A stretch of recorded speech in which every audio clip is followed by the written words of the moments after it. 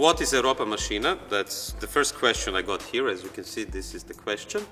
It's a program, but I would almost call it a festival, which is curated by Oliver Frljić, one of the most thought-provoking theater directors in Europe today, and myself, who conceived this program.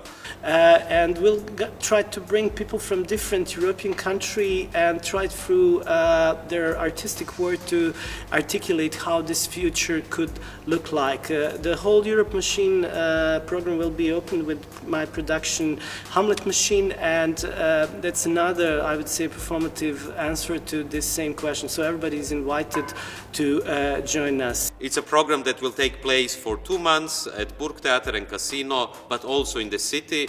We will have many interesting guests from Eđe Temel, Kuran, Boris Budan, Želimir Žilnik, Franco Berardi Bifo, the theater play by Oliver Frljić, Hamlet Machine, a school for children to teach them or teach us how to resist. So a lot of programs will be here at Burgtheater.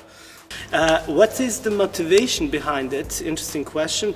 Our motivation is actually not to just stay in the second row and reflect on what's going on, but try to see if we can change a little bit the things, and that's why I think it's very interesting. We are doing this in Burgtheater institution, which is most of the time seen as a temple of high art. With this program we want to open this institution for different other people who are most of the time excluded this way or that way from this institution.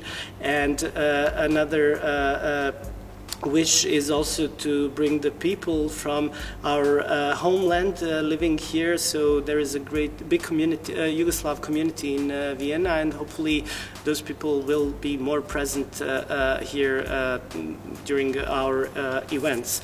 The motivation is, on the one hand, to discuss and to think about the current situation and the current crisis of Europe, including also the political developments in the countries such as Austria.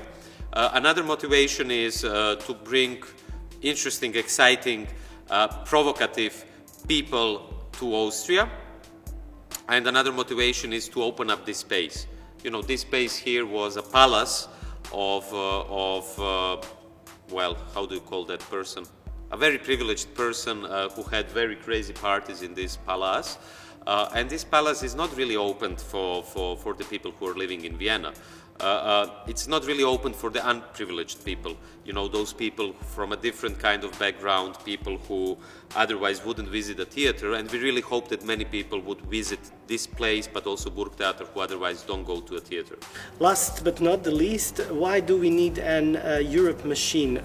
We need Europamaschine to deconstruct prevailing illiberal democracy. Srećko was talking during our press conference how illiberal democracy is not so far from the liberal democracy, and those are the two faces of the same coin. And I think we have to do something and try to articulate some other political and aesthetical positions as well. So Europamaschine is going to be partly responsible for this. I think the biggest problem today is that we lost the ability to think the alternatives to the existing political and economical system, and just to open the space for imagination could be already a lot. So why do we need an Europamaschine? We need it as a sort of desiring machine, as a sort of machine which would dream about a different Europe, which wouldn't be this dystopian Europe in which we are living today. So our modest ambition is that this program could contribute to not only rethinking Europe, but also changing Europe.